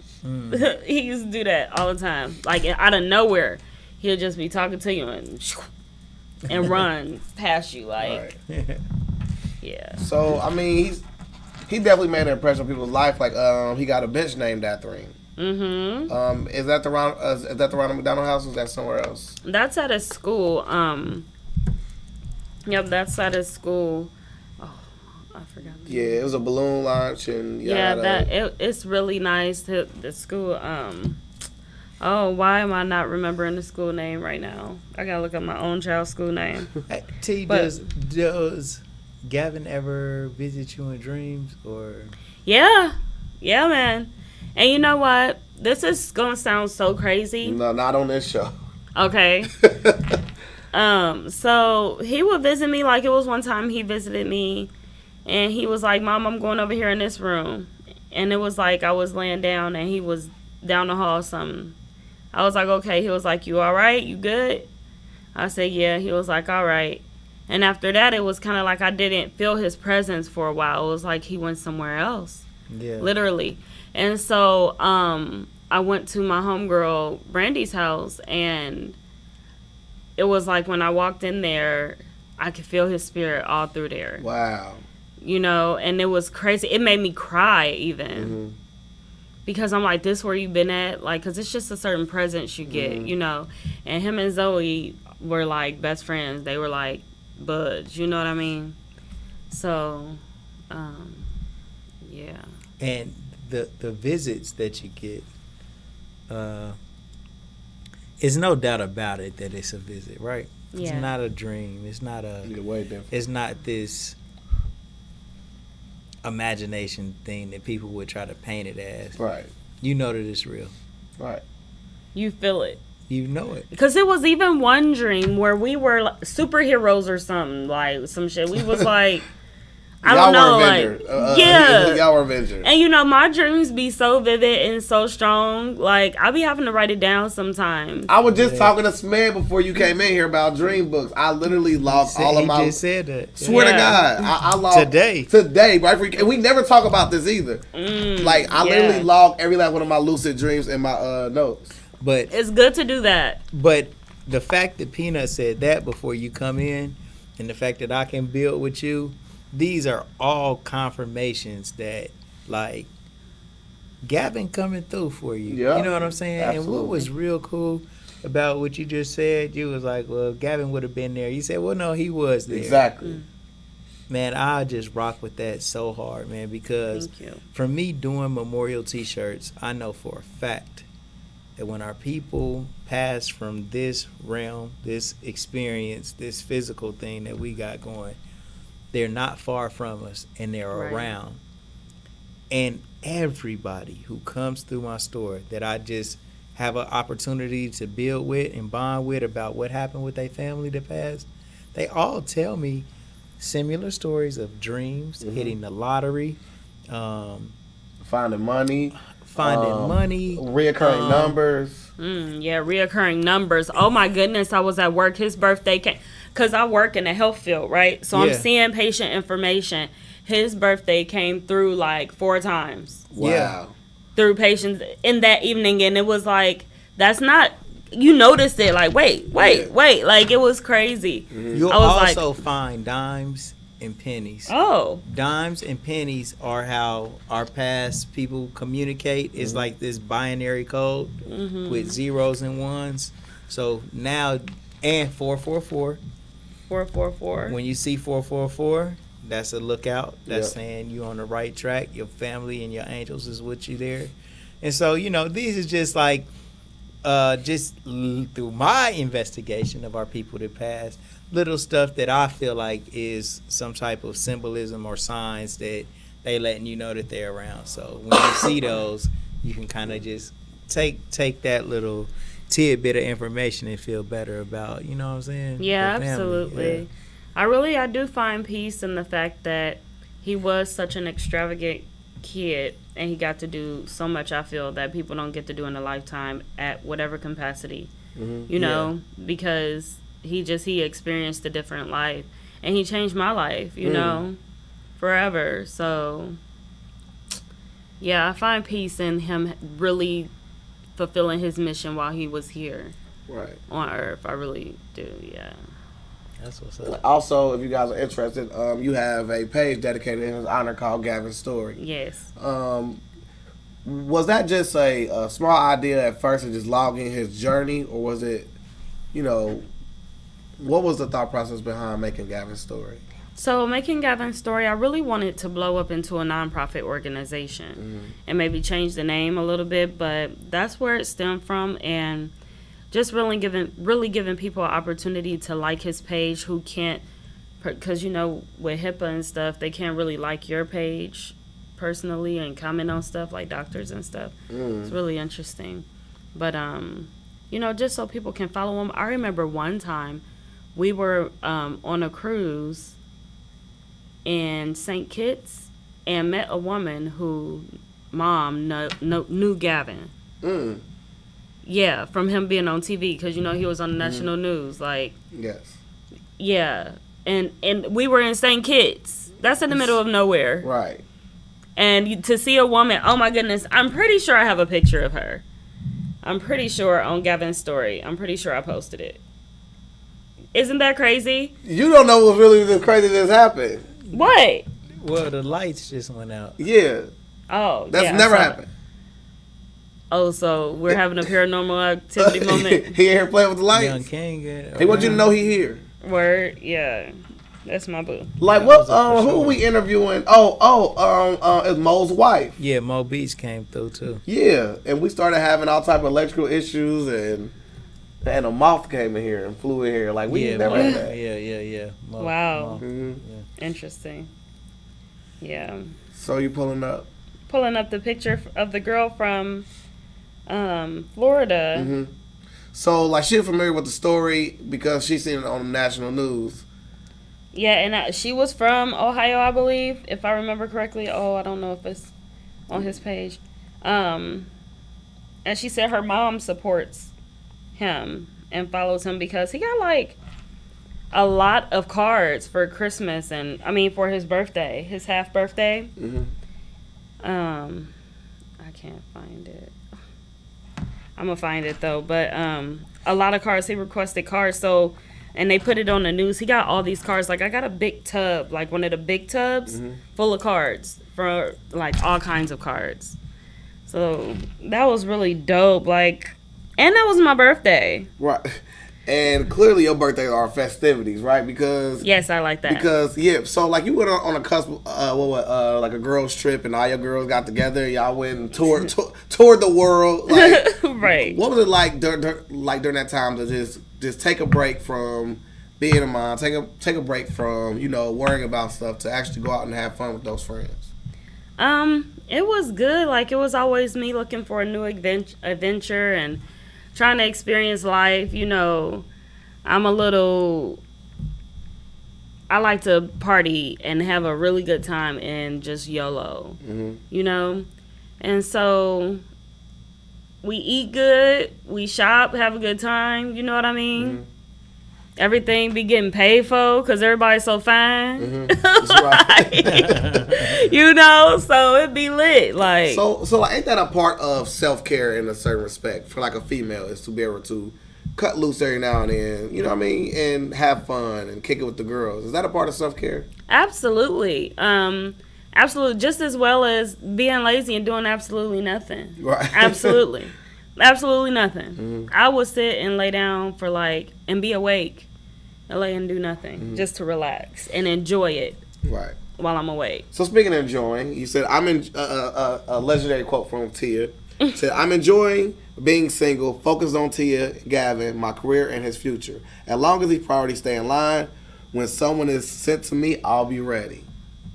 Right? So eventually, you put those words into manifestation and you end up meeting your king, right? Yes. So how did you meet Mr. Wright? I met him at the club. You cannot write a script better than how you met Mr. Wright. At the club. Everybody say ain't no good dudes in the club. You dead wrong. You're wrong. You dead wrong. This is a proven testimony now. Documented in history, man. There's some good men in the club. I don't be in the club. It definitely probably is because I don't be in there. You don't be in the club? Not no more. Nah, what? Like that. Yeah, it was a great time.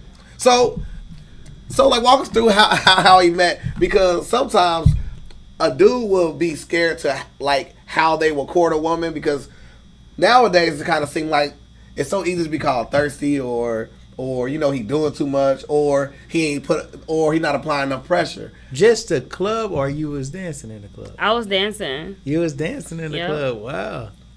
Okay, so walk us through this story. It's a long story because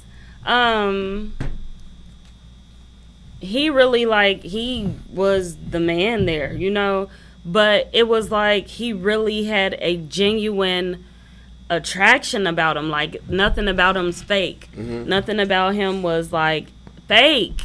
Right. I don't even know how to explain that. You know how some people can scheme and want to cut and curve and shuck and dive. Yeah. He ain't trying to pull no schemes. He not gonna try to lie about it. He honest. And so that's what attracted me to him. And it was like he wanted me to come sit down, one of those chill, with me, get to know me. He never called me my stripper name ever. And that was just that. We was at the club. We did go out a couple times. We went out to a party. Remember that night? Did he ask you to give him a dance? Yeah, eventually. Yeah. And he spent a lot of money. Yeah, he spent a lot of money. And it was crazy because girls would come in there and they'd be like, girl, he must really like you because I went to go try to give him a dance. He gave me $20. But he would give me like $500 in a night. So that was fun back then. You know, It was like back in the G. But we went out on dates. We used to talk every day. And you're talking about one time that... when we went to the anniversary party in Columbus and I got into that fight. Remember I got into that fight? Do you remember? I don't remember you getting into no fight. Okay, I went to Columbus. Oh, you got to remember because I was over your house. But I had got jumped up there, and me and Joe was up there fighting. I think I do remember you coming into the living room and you was going the hell off. I remember that part about it, but I don't remember. It's terrible. You act like that was like y'all used to go fighting all the time. You and Ro, like it. I could count on 100, all my fingers and toes after she came inside the house and all her nails was broke and bleeding. Yeah. I remember that one time she beat up them girls at the gas station. I didn't get to see it, but I heard. I was so pissed. All right, man. All right. So look, I'm at my house on Oak Ridge at this time. Yeah. Edison. I'm on Edison at this time. I'm in this house sleep because I gotta go to work in the morning, bro. Now they will go off and go do their little thing. Now this night, like I don't think they was dancing that night, or maybe they went dancing afterwards. And it wasn't dead, so they went and got a drink. So I'm at the house and I hear a bunch of commotion in my little living room. So I go in the living room and I swear it was one friend that was only with them every time they got to a fight. I was like, she the damn ringleader, because every time y'all go out with that one girl, it was always a fight. I cannot think of her name. It was some little look. You don't know who this is when I say this. I was like, what happened? She was like, you know what I'm saying? Like the girl, whatever, tried to mess with me they was eyeing us down at the gas station, so I beat her up. And I'm like, then what'd you do to you? I swung on the bitch too. And then you like, what did you do? I held their purse. Like, you there. Every time they get into a fight, though, I cannot think of her name. As Ro remember, I always go off. Like, every time you get into a fight, you got that girl with you. I don't know what it was. I don't know either. Simone? Simone? Is that it? Yeah. Have you ever seen Simone fight? No. I think she got in one fight. Wait. Nope. No. Nope. But she was there for every fight that y'all was having. Simone was always there, wasn't she? I don't think I'm Simone. I don't know if you are in the world. Simone's doing good. I think I saw some pictures of her not that long ago. Looking good. Oh, you know, her spirit, she probably went like Deontay Wilder or something. Like it's just a strange thing if she just be around fighters all the time. I just don't know. Nah. It's crazy how dating is so much fighting. Like, yeah, you know. It's turning to shoot 'em up bang bang now. Like, yeah, and that's we crazy fought too. in our era. Like, fighting was just normal. It's a rite of passage. Like, you gonna fight. But now it's like, nah, like they don't at all. Yeah. But anyways, so you get to that wild fight, and how does he care for you after you get into that fight? He was just there for me, apologizing. I was very angry, hysterical. Obviously, I had been drinking. So that was, like, it was crazy how it happened. But it was kind of my fault. I started it, but that's okay. So, how'd you start the fight? Cause I pushed the girl out the chair. Cause we was like, we paid for these tables, right? And I asked her nicely twice. I asked twice. And I said, can you get out of this chair? We paid for this table. Like, I need to sit down. Like, my feet was hurting. I was walking around. Mind you, we in Columbus. So at the time, I knew a lot of people in Columbus. And we had to buy a bottle of champagne and the table. So I felt like, this is my seat. Yes. Get out of my seat. And I asked her nicely, and it was Dream and Fabulous were performing. And she was like, bitch, don't you see me watching the motherfucking concert or some shit? Yeah. So. She had the game wrong. She had the game wrong. Basically. Because I sat on her feet and pushed her onto the chair. So me and her was scrapping, and then of course she had her girls with her. So, but I had a hold of her. That's all that mattered. That's all that mattered. Yeah. But I don't like fighting. I hate that. I hate being tested. Like, you know, it's like you got a certain level. But that was so many years ago. I'm just glad that I'm in a space where that vibration doesn't come back to me in no kind of way. You know what I mean? Because at the time I had to be giving out something that would bring that. Right. You know? Right. But people do try thy nerves really hard. Yeah. Right.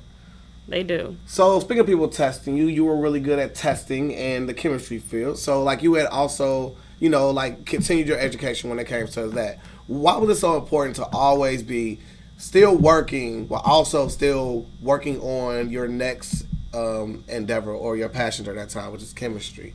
Why was it important to do that rather than this? Because to me, I would think, you know, if I put more, like if I work double shifts, I can make more money and just be cool, rather than me working right now and then kind of struggling a little bit, but the sacrifice involved of getting that next degree is what pushed you. So like, what is the reason why that you thought that's way?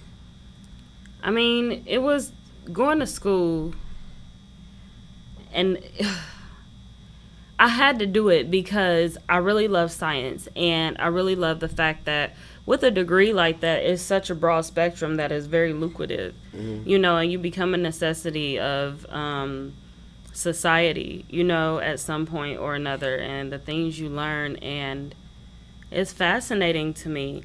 And I've always liked it. Even in high school, I was in like advanced chemistry and then advanced physics, you know.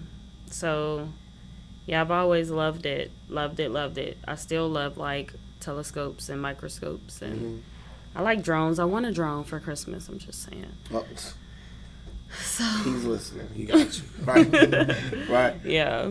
So, but I had to go through with it and make sure that I accomplished it, because my mom really instilled in me, like, don't start something and not finish it, you know? And to know that I went through and started going to school, I got to finish with something.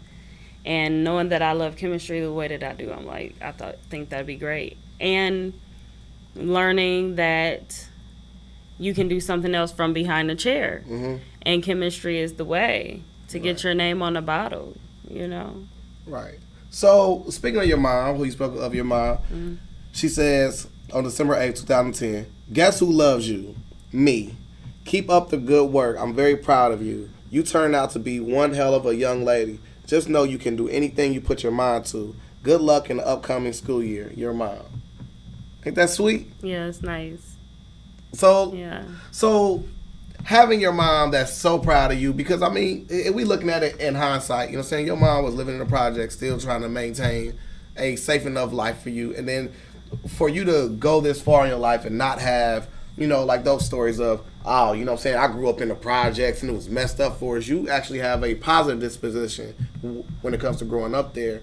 And, like, just your appreciation for how, like, your mom raised you and then to be, like, the go-getter you are.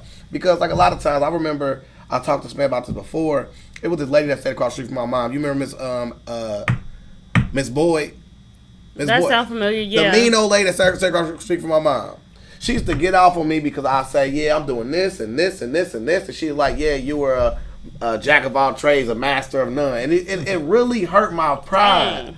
It hurt my pride for so long until I realized what she truly meant by that. And really, it just means that she was wrong, man. What do you mean? I'm dope as shit, bro. You did a lot of shit. Thank you, man.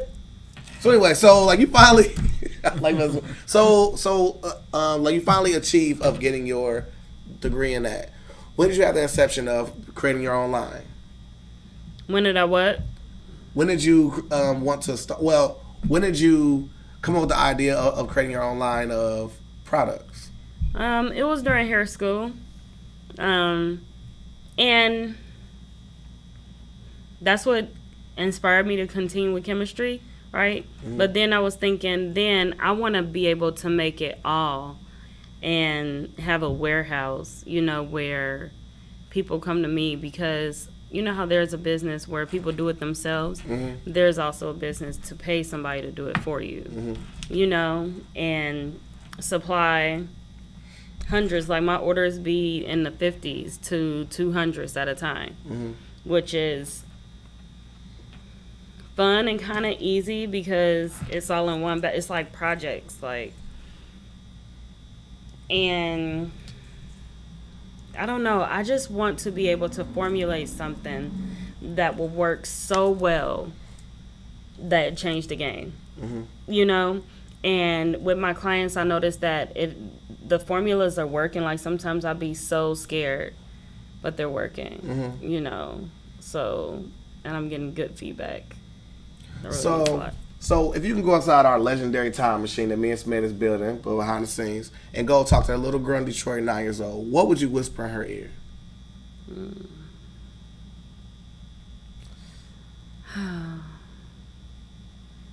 Like, I don't know.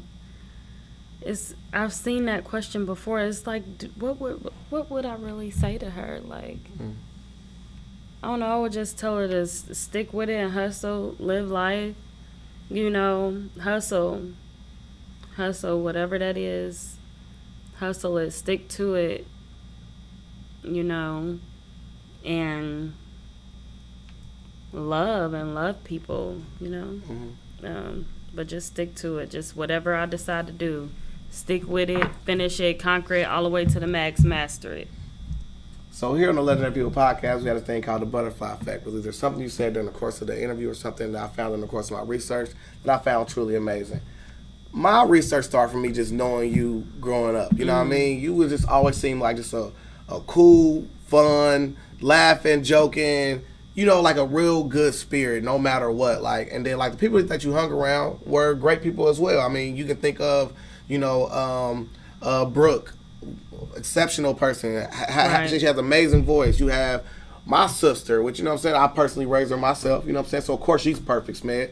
And then like Essence, you know what I'm saying, like Essence developed into this pastor and all that type of stuff. It's like you always found a way of sourcing great friends and keeping a good vibe around you to the point where that really turned into who you are. Like, no, that is who you are. So you attract what you are. I remember in elementary school, they said, if you want to be with somebody, become that person, right? Because the law of attraction is gonna bring that to you. And then, you know, like, just your manifestation of you wanting to have a man that did X, Y, Z. You get exactly what you wanted out of that. I mean, but the butterfly effect also. I mean, like, we can't exclude Gavin out of it because, like you said, like, he changed so many different people's lives during that time. But you speak of like the Ronald McDonald House, and you actually donated to that organization before you even had a child. Like, you was already putting money into that to the point where you get a chance to actually reap the benefits of something you didn't even think you needed a need for. It's like that in itself is amazing. It's like you wouldn't even think of something like that. I remember a legendary quote that you said. You said, "Don't live in misery because you are scared to fail. It's not fair. Life goes on." You said that. Yeah. June 26, 2012. But I want to say, like, to see your path to go from, you know, being a person that's working multiple jobs, having to sleep in your car, all this sacrifice became who you are to the point where now you are like a true hustler. You are one of the biggest Detroit hustlers you think about. I mean, you are literally, who do you know working in the medical field? Got a chemistry degree, also can do hair, also can do photography, can dance. These are all things that you have accomplished in your lifetime. You know people who have accomplished one of those? You know people that sit on the couch and say, I wish I could, and they don't. You've accomplished this and more, and you have a lot more to still accomplish. So I don't want to say you are unequivocally a legend. Oh, well, thank you. Yeah. Yeah. That was a great breakdown. Thanks, man. I think that it's super cool that like, I feel like you have done it all. You know, and I just think that your son has played a huge role in kind of like getting you over the hump. You know, like his vibe, just making you become the mother. He got you to kind of like mature into what you're gonna actually become. You know, and then, man, you embrace that. Like, you really, really did a beautiful thing. And for you to have a son like that, and for you to be able to be so graceful and what is something hard to overcome. You know, the way that you are doing it, and you come here and you share your story, and it's to inspire others and show them what polish really looks like. Like real stuff, man. Like sis, you have done some wonderful things, man. And you are like a scholar. Yes. You know, in more than one field. Like you got street smarts. Yes. And you got college knowledge. You know what I mean? And so that's where we see this well-rounded thing. Yeah. And once again, man, we have invited someone on our show to come in and validate our show through your greatness and the things that you've done. A real story of inspiration. You know, I learned a lot, and I actually learned how to approach things and take things with grace. You know, sometimes, man, when you think that you got problems, it's always good to examine someone else who has had some type of challenge that they overcome to make you understand that you can get out here and fight this battle. Like, you know what I mean? Yeah. Because, like, you have faced, like, I lost my mom and my dad, but I don't know if that's tougher to lose a child. So those, like, you know, they're both frightening thoughts. That a child to lose their parent, or for a parent to lose their child, is probably one of the most toughest things to overcome. But through it all, man, you done it, and you're not done, and you still becoming the queen that you're going to be. And man, shout out to your man. Shout out to your husband. Yeah, shout out to Joe. Man, for like literally understanding who you were. Literally. Because a lot of times, man, you know, a star, right, may have a little cloud coverage that's blocking the shine. That's a bar. Yeah, but shout out to the astronomer. Okay. It has the telescope that can see through all of these clouds and really see this beautiful bright star that they want to name and take for themselves. So man, great job for your husband. Shout out to you, King. Thank you for not allowing in a bad way, but allowing, right? You know, for your queen to come through. Yeah, and because he'd be like, you need to get your rest. You be trying to do too much. Yeah, you know what I'm saying? Like bro, like actually gave his blessing for you to come and do your thing, man. You know. I'm tell you why, Smith, because they got good chemistry together. Yeah. I see what you did right there. That's Thanks. Right. I like that. That's right. And so, to close it out, T, I want you to give us some words of wisdom. You know, for our people. So it's on you, Queen. Yeah. So the biggest thing that I'm realizing, my aha moment right now in life, is that life is 80% of how you respond to things. You know. And really trying to be in control of my response to be able to learn more and move less, you know, if that makes any sense. And, you know, just love on people and be more considerate of humanity because of everything that's going on, like, just loving people. I don't even know how to... Hey, that's what matters. Yeah, and taking time out for yourself, you know, working hard, definitely trying to put on the kids, put into the children, you know, put into your children and teach them everything you can. Teach them. Yeah. I don't know. And that's it. That's all. You heard her. Do what she said, boy. The Legendary People Podcast. Legendary people, legendary stories. Man, shout out to my bro Kevin Easley, man, who come in here, man, and set things up with us, man. Y'all don't be seeing Kev in here, but Kev comes through here and helps us, man, a whole lot, man. I just want to just take at least one moment to just tell him that, man, we really appreciate. We appreciate that, you, King, for sure. Real stuff, man. His name is Easy Money, man. We go to Facebook, man, and tell, goddamn it, get on his page and say good looking. Yeah, spam him, y'all. Spam. Man, comment below, man. Sheikhs for breakfast, Agnes All Natural Grill for lunch.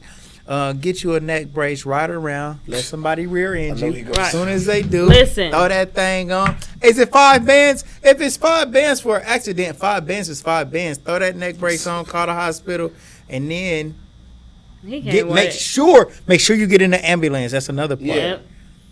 Go straight to the hospital and call attorney Michael Wright, 937-222. Yeah. Which yourself. Huh? Yeah, bro. Like I think you pay They yourself. came up with some new shit. If you pay yourself, like I think like $10,000. You pay yourself. If you what? If you peel yourself, if you have a bowel movement, I think it's more. Oh Yeah, yeah, see, for now- real though, yeah. bro. I remember my dude told me about it. did his research Bro. to get you even another 5 bands. So, Yeah. All right. Call attorney Michael Wright, 937-222-7477. Make the right choice with Michael Wright. Tomorrow we got Antoine Cunningham coming on here. Kiara Wine, but he's done a lot more than that, man. Oh my He's done God. parades and do it big for the kids and just a lot. I mean, Big my dog bro face. done rapped, hooped, started businesses, man. Been my little bro for a long time. So, man, we got big coming on tomorrow. Kiara Wine and the shoparea.com. The shoparea.com, they like the baby Amazon. Call the shoparea.com. Yeah. I mean, no, go online, right? She want a Search whatever drone, you right? want. I think they got a drone on there. You go to shop. They got a drone. Yeah, they got a drone. Drone? Dude Okay. got that. And shoparea.com, just from delivery from the store to your door in 4 business days. Yeah. But the reason why I stuttered so hard trying to get that out, because I did want to show this, right? Yes. This, if I can get this in the screen good enough. He ain't a good hand model like me. You know what I'm saying? We can bring it back. Chemistry, I'll right? take a picture. This is some good beard oil. It is. It Hey, smells no, like, amazing. no, literally. No cap. Like, this smells so cap. good. Look, you guys, I squirted it in my hand a little bit. Are you supposed to just squirt it straight on your face? No, or put it on your hand and massage it Rub through. it in and then rub it in. I put it in my dreads and everything. Yeah. Yeah. Do it make your beard shine too? Yeah, This it is should No make it Shave soft. November, so this is the time, And right? help it grow. It's like sunflower seed oil, castor oil. Oh, put Some it all in my lavender. It dreads. smells so good. It smells so I wish I so could smell good, it through bro. the TV. Yeah. Mm. You know what I wanted to create, bro? I always wanted Scratch something it. called Smell-O-Vision. No. What is Smell-O- this Willy Wonka the Chocolate That is Factory? nuts. I'll tell you, he really is an evil scientist. He just I wanted Smell-O-Vision where we would be able to kind of like get the scent or the fragrance of whatever we're watching on TV. Like you could be able to smell. So if you're watching a movie, it creates a better experience. Like let's say they walk in the room and there's a dead body in there and they like, Smell But You you know want they all actually stinks. do that. You know they actually do that like in Disney World and stuff. right. So Yeah, they I do just that. think that would be Yeah. Oh, it's wow. just I think that it would be a cool user experience, man. So yeah, it's coming to the metaverse. the Smetaverse. The Smetaverse. Smetaverse. Exactly. That's right. I'm putting this good old Cocoa Love beard oil. It smells good. Yep, And I made it just for y'all. Oh Man, I like Yep, literally so y'all love really this. like Like, it. keep, You you let me know got, how do to- you got this formula? I wrote on it deck? down. Yes. Yes. This. Can you bring it to T-Shirt Kings and I can sell it here? So yeah, I could buy it from you and then resell it. Yeah, so I create it for you. Yeah. Get the packaging, the labeling, and then you order your bulk to actually sell retail. Let's go. Yep. It's OTF. I need this Yes. because this smells amazing. The And I'm- official sponsor, sure. the new sponsor of T-Shirt Kings, in conjunction with the Legendary People podcast, is Chemistry Tea. Yeah. Mm-hmm. So Chemist you guys, man, Cosmetics. hey, check us out tomorrow. We on the air at 8 tomorrow with Big. I think good. 8, Yeah, 6, something. I need a little breaks, man. You know what I'm saying? I've been putting those numbers out you all working, day, every man. day. You are- I've been you dropping went- 50 every day, back to back. Where'd you just go? You went out of town to Vegas? Yeah, I didn't went to you? Vegas. All How right, was that was that? your break. I had to beat somebody up while I was down there. Oh wow, what? Dang. He loves telling everybody fought about somebody him. down there yeah, just we now? got in a fight in the Yeah. middle of the street, man. Yeah. Crazy. Beat somebody to the ground. We went They to almost Bora got Bora. hit That by was the like- police Then car, bro. we got ran by a police car. What? Yeah, all right. So I'm walking down the street with my group, and this dude who's belligerent, obviously, is walking through the middle of us. So it's 4 of us there. He walked through the middle. He bumped into. Let me say his line. Go ahead. So he bumped into the dude, and the dude turned around, and we like, yo, are you good? And the dude said, He's like, I'm always good. I've been good. I'm always good. What? Basically, right? in that same tone. Now, anybody that knows that when you're in Vegas and you get an Uber, you can't get it on the strip. They got to pull on the side streets. So in the midst of me going around the corner, I peeked back around the corner to see what's going on because he kind of was walking towards us. At this time, he done took his shirt off when he walked in that direction. So the other person I with walks out like of the corner where the Uber's coming, and he's like, "Yo, what's going on? What's going on?" The dude arguing with him. The moment I seen his shadow come around that corner, I got the foo fops on his ass. Wop, babaloo, Baba, wop, bamboo. That's why I put on that. Put a little Richard on that nigga, man. And shout out to KOK, man. He texted me that the other day. He just told me that wop, babaloo, baba, wop, bamboo. That's hilarious. Yeah, man. Knockout, man. We had Knockout on the show. All right, y'all, man. We out of here, man. I love everybody. I've been up since like 4 o'clock this morning. So, yeah. Brag much. Legendary People Podcast. Legendary. Thank you for having me. hey. This was great. Hey, Kev just commented. Kev, I hope you heard that shout out that I just gave you, bro. Spam him. Like, hey, everybody see him comment. Y'all see, man, spam my bro right quick, bro. Spam him. Kev, I hope you heard that comment that love he wants some beard cream. Nigga. See, that's what I'm talking about. Tell him come get it. Tell him come get it. Holler at the big homie Smith. Holler at me. I'm a distributor. Let's go. Yeah. All right, y'all. Peace and love. Queen, thank you. Yes. Thank you. Yep. Nut, love you, bro.